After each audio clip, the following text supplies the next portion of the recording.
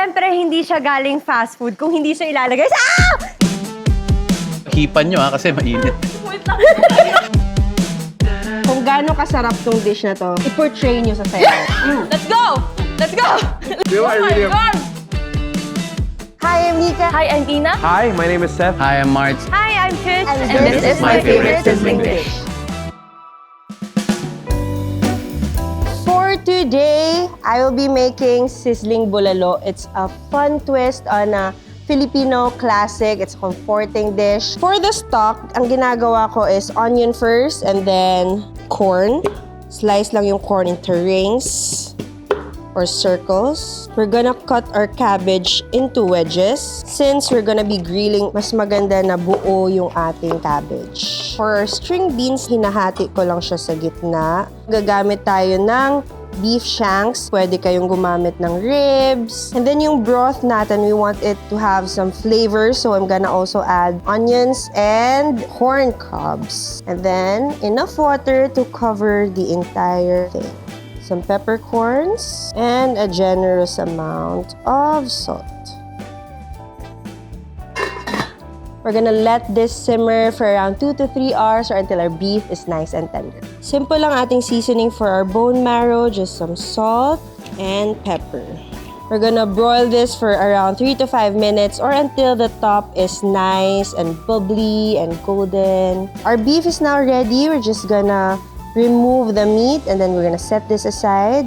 Same goes with our corn because we're gonna be grilling our corn together with our other veggies. Yung broth is-save natin to because this is what we're gonna be using for our gravy later on. For our veggies, I love to add that smoky flavor kaya we are gonna be grilling this one. Pero kung wala din kayong stainless steel pans or cast iron pan, pwede din sa mga non-stick pans or ceramic pans as long as magkakaroon lang ng nice char to the edges or to the face of your veggies.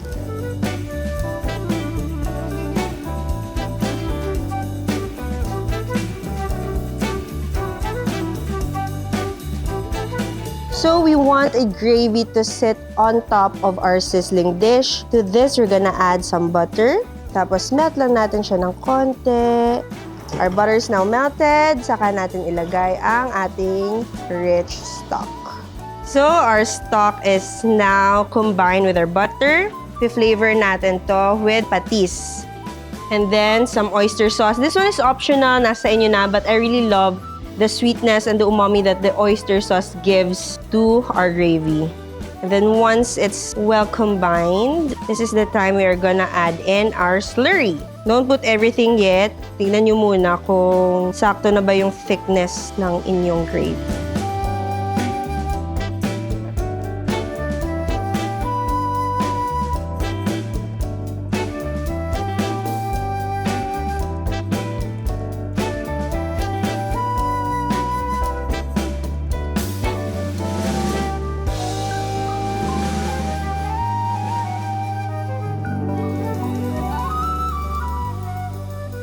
I have Seth and Ina here to taste test my Sizzling Bulalo. Pero may catch. Kung gaano kasarap tong dish na to, i-portray nyo sa sayaw. Ha?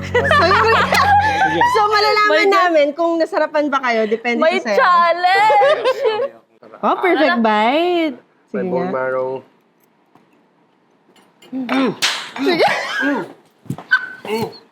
Oh my God! Kala na lalo! Kala! You know Oh my God! what I really appreciate is that you grilled the vegetables and you didn't boil it. So you still have that crunch on each vegetable.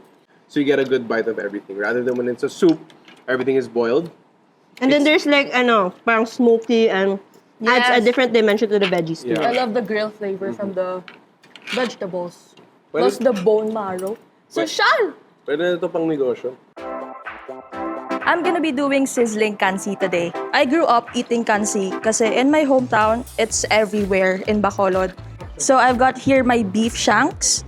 Dapat may bone marrow siya. And we're gonna put it directly inside of our pan. I'm gonna add ginger and quartered onions. Yung nagpapasim ng kansi is batuan. You can add how much you want. I'm gonna add about 6 batuans. Next are siling haba. pampawala ng langsa, we have lemongrass. That's it. Tatakpan ko na siya and wait for it for about 1 to 2 hours para lumambot yung ating meat.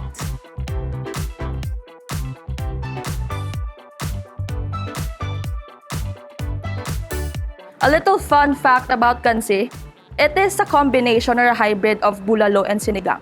Bulalo kasi we use beef shanks with bone marrow. Sinigang kasi it is a sour soup. Now, what we're gonna do is add our langka. Also, langka balances out the sourness. So, if nasobran yung batuan nyo sa soup, you can add langka, tapos isi-sip up na yung sourness and it balances out the whole soup. Now, it's time to season it. Some fish sauce, konti lang. I have here salt. I have here pepper. We all know kansi has its anato color, so we're gonna add about a tablespoon. If kulang pa, you can add more.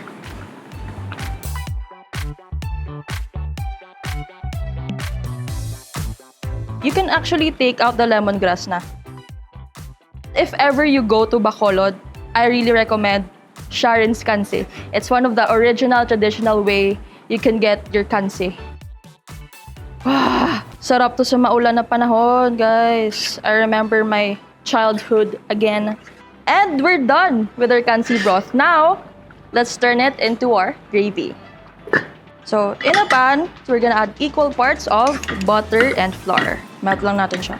Our flour, just mix it until it combines really well. Walang lumps ng flour. Okay, we've got our roux done. Transfer it into our pan. Woo! Ito, sizzling na! So, add more. Yan! See? Nag-thicken na siya. I'm gonna add just a bit more kasi mamaya baka sobrang solid na niya. Hindi na natin siya ma-pour. Our gravy is almost ready. Okay, we have our hot, really hot sizzling plate. Lagay ko muna yung meat. Woo! Meat over there. Then, I'm gonna add langka.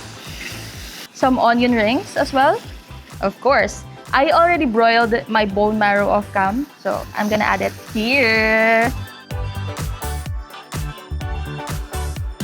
I'm just gonna blowtorch the top. Ah! Yes! For the finishing touch, our gravy. It sizzles when we serve it.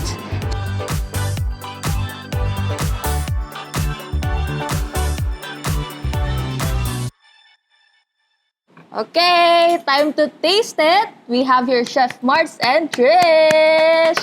I have here Sizzling Kansi. Yung batuan yung pampaasin. Yes, batuan yung pampaasin ng kansi. Diba? Iba pa to dun sa KBL. Opo, ibang-iba. Ilang beses kami napagalitan doon. Ano ulit kami yung sunod KBL? Kadyos, baboy, langka. Hindi ka Diyos, batuan langka. Oh my Martin from God! Best of 90s, mali ka. Mali pala yung sinasabi mo. Pasensya na, nagkakamali Wrong lang info kami, di ba? Unahin natin tong bone marrow. Ako beep. Yan oh. Beep? Beep. Take a message back from me. Oh my God!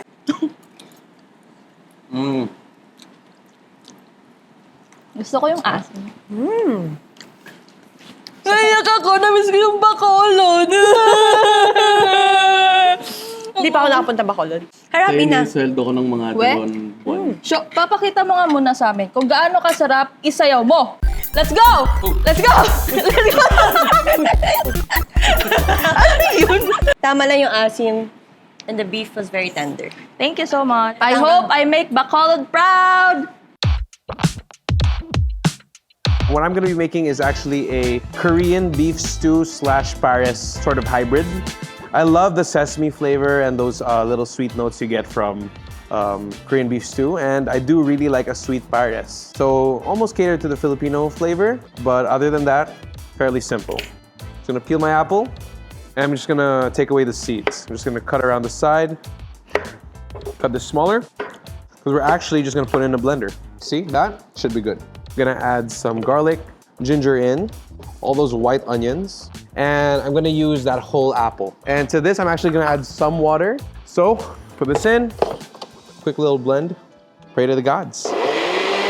So the apple is what we're actually gonna pull the sweetness from. As you can see, I made this little sort of paste, almost minced. This will almost melt into the soup, and Very, very fragrant.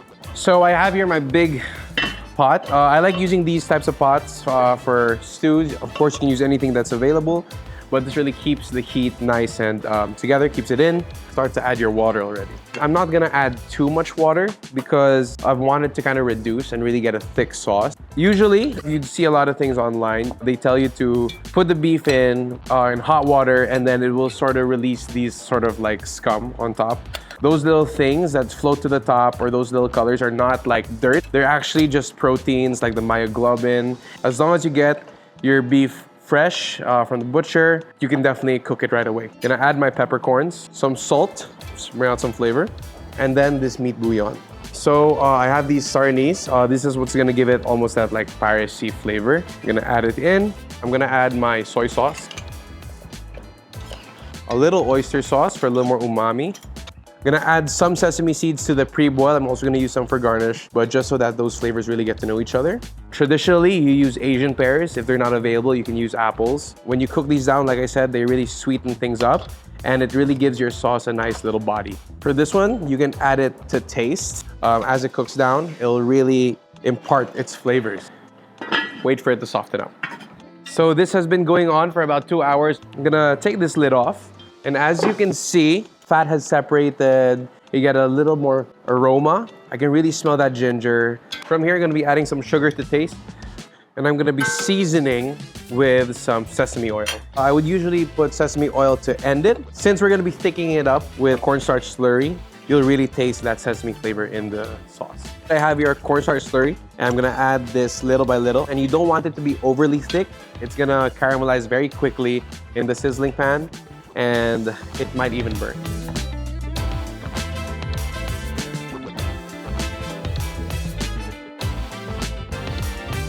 Have my sizzling plate here, a little bit of oil in there. Now, Korean beef stew usually is served with radish, carrots, sometimes potatoes. I opted to fry those separately. Add that in, just for extra veg.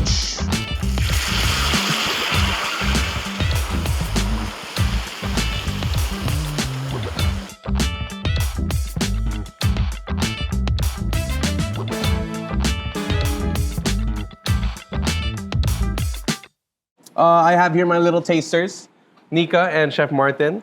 Please taste my Korean beef stew Paris sizzling hybrid. Oh, Paris? No coding. Well, I would say that the Korean beef stew is kind of like Paris. You know, the thing with Paris is there's not a lot of vegetables. It's pure beef stew. Parang na siyang Paris. Little veggies. This with a side of rice.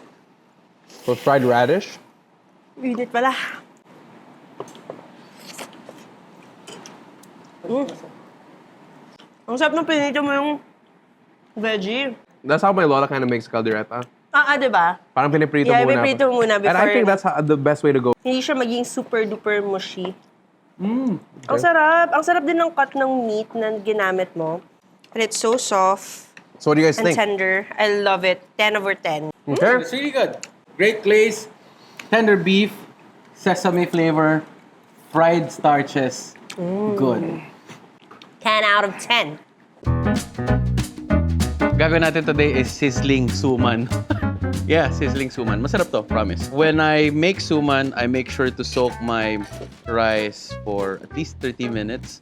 It just helps it cook evenly. Ang suman, mga friends, it's actually cooked twice. Pwedeng stovetop, pwedeng rice cooker. And then, we will wrap it in banana leaves and then steam it. So, pandan leaf, para mas malasa. Coconut milk. Yeah.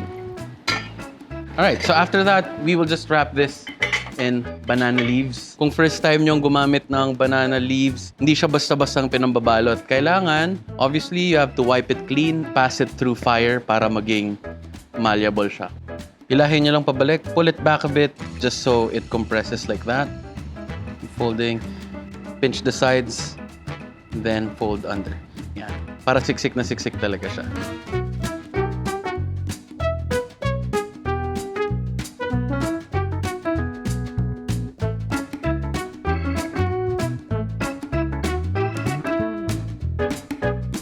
The second part of cooking your suman, I have a steamer here. Put your suman in. As much as possible para pantay yung pagkakaluto.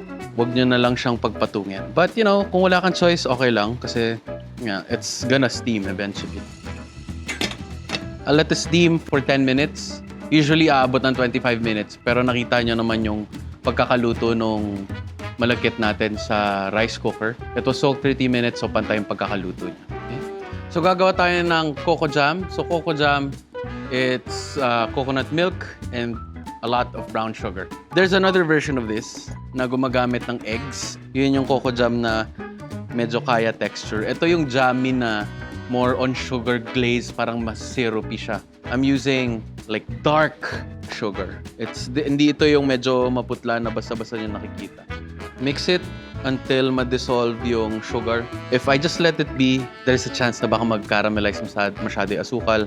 Pakuluin lang natin, low simmer for 10 minutes until you get thick consistency. We're not looking for spreadable coco jam texture kasi baka pag nilagay natin sa sizzling plate, masunog. Okay? Slow heat until I get this type of texture. Yeah, and this should be cooked. Off heat, I'll have it rest for a few minutes in the fridge para lang mag-set siya. Kasi ang takot natin, if it's like fresh from the steamer, when you put it in your sizzling plate, it'll fall apart. Margarine. Doesn't have to be a lot. Punasan mo lang siya ng margarine. Okay. Next up is our suman. Lagyan tayo konting makapuno.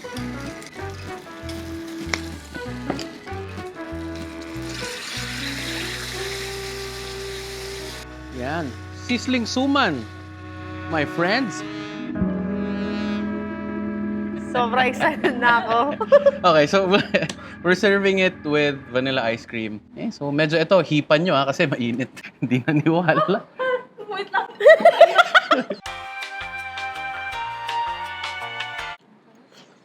Sinabi ko na mo, nagkulang ba ako sa pasabi? Hindi naman yata. Grabe. Masarap. I'm trying nyo naman. With ice cream. So in my restaurant, I have this dish. I toast the suman and serve it with tablea mousse and latik. You remember that? I love that. So it was inspired by that, this one. Except na hindi naman pwede gawing sizzling chocolate.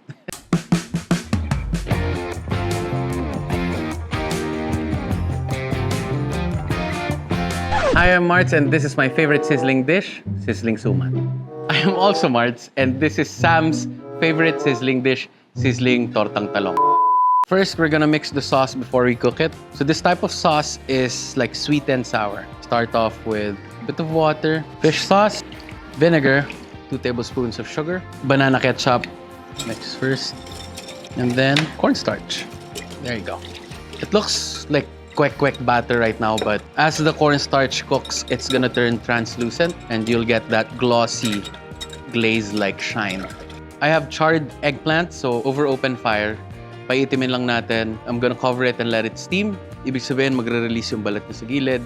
And then it's gonna be easier to just remove everything. After nito, you can dunk it in clean water para lang mawala yung charred bits. And then, just gently mash. Our objective is to open the eggplant up so we can torta this thing.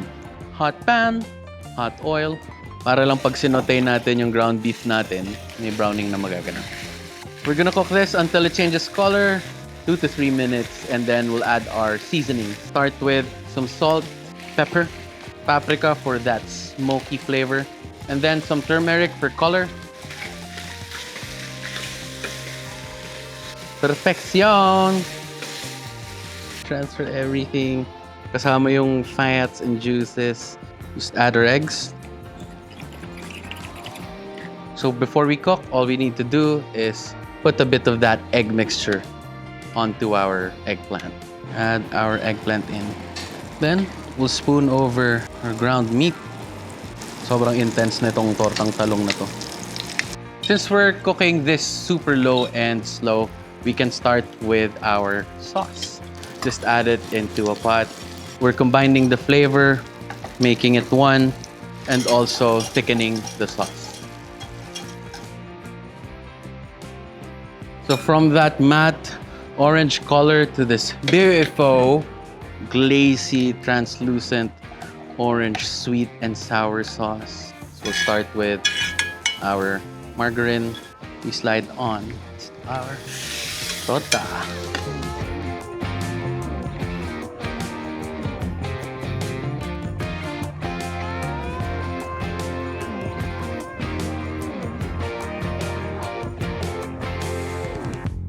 We're dedicating this one to Sam, who couldn't make it today. This is Sam's recipe. Let's hope Chef did it justice.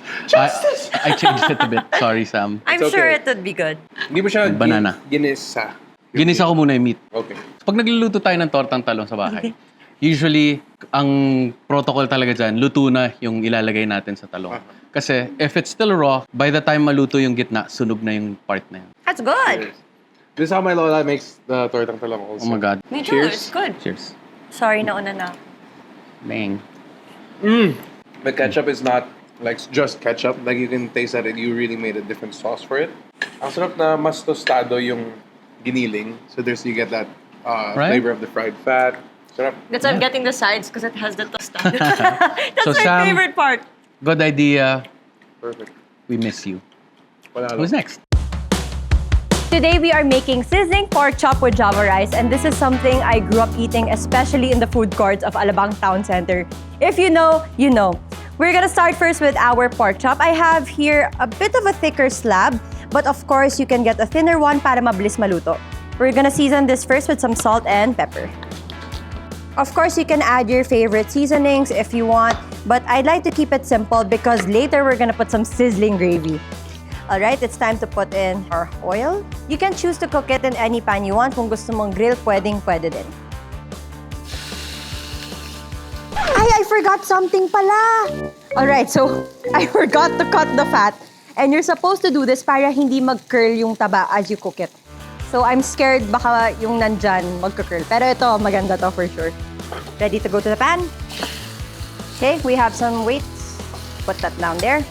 The best part about that sizzling plate is having a side of Java rice. Of course, if you want plain, if you want garlic rice, pwede. But personally, I love Java rice. We're gonna make things easier. We have here our freshly cooked rice. To that, we are going to add some margarine. Now, we want to add it while it's still hot so that it will evenly coat our rice. We are also going to add some spices. We have our turmeric powder for some color. We have here our paprika. We also have our annatto seed powder. This is what's gonna give it that orange bright color. We also have onion and garlic powder. Now, let's give this a quick little mix. Effort pala mag-Java rice, mag-plain rice na lang kayo.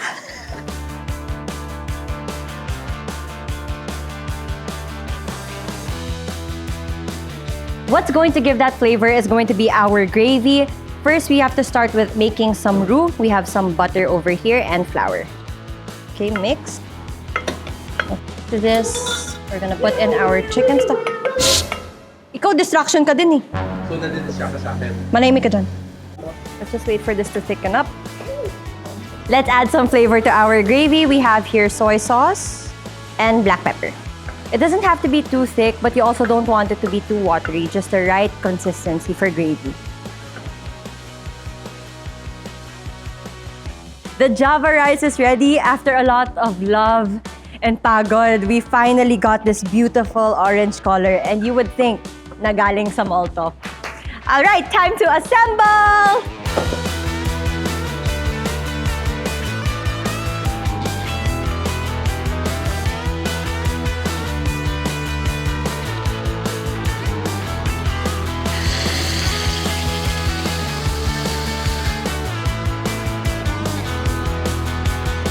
Siyempre, hindi siya galing fast food kung hindi siya ilalagay sa... Ah! Init! Hindi siya galing fast food court kung wala siyang brown tray with that spoon and fork on the side. I have my titis today. We have Nika and Ina to try my version of fast food court pork chop with Java rice. In fairness, Enjoy. mukhang food court nga siya. Ano lang, one piece lang po tayo kasi we're on a budget. Tignan mo yung carrots niya, isang subo lang to. People in the comments, please defend me. Alam niyo yan. Uy, mukhang soft Uy. to the bones yan ah. Gandang luto yan. Ano yun? Teamwork makes the dream work. Propa? Parang fast food court ba? I grew up eating that talaga. Yung tipong pag nagmamadali ka or you're craving for comfort food. Parang I always end up having pork chop rice. One piece lang. One piece. In fairness, Sobrang nostalgic niya for me. Did you have this also in Mindanao? Oh. ako din. Sa mga food court. In fairness, first bite ko pa lang, na-picture out ko na yung food court. Yung Java rice pa. Based sa sarap, pagkakantahin mo, anong song ang maisip mo? din siya. May challenge din ako. Ganun. Naku, parang may Ano nabasag yan? We've had like 6 sizzling dishes today and I know you guys loved mine the most. But aside from that, which one did you like? Bias talaga ako sa ginawa ko. Bawal yun, ano ba? It gave me nostalgic memories. So, Sizzling Kansi. And I really like chefs. Yung Sizzling Suman with ice cream. Sobrang sarap niya with coco jam. Hindi ko lang siya naisip na pwede pala siyang isizzling. Di mo naisip. Yung suman. Joke lang. Okay. Oo, di ba? Ako gusto ko yung torta ni Sam that chef executed. Kasi feeling ko, people wouldn't think of cooking tortang talong in a sizzling plate. Yeah. So it's something very special, but it's also a way to like level up the Filipino classics. Talong.